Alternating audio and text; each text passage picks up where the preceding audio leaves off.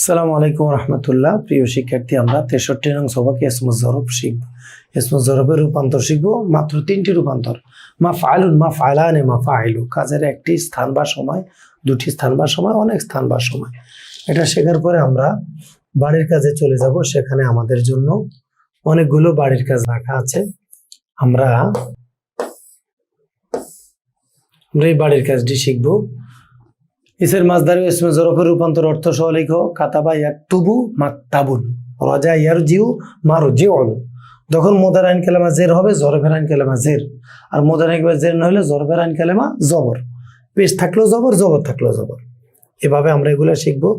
নিচের শব্দগুলো সিগাবাস অর্থ মাজরাউন, মাজাহিবু, এটা লিখতে হবে। এই বাংলাগুলোকে আরবি করতে হবে। যেমন আলহামলু, হামালা, ইয়াহমিলু থেকে বহন করার একটি স্থান বা সময়, তাহলে কি হবে? মাহমিলুন। কি হবে? মাহমালুন হবে না, কি হবে? মাহমিলুন। কেন? এখানে জরফের আইন কালামা, মুদার আইন কালামা কি আছে? জের আছে।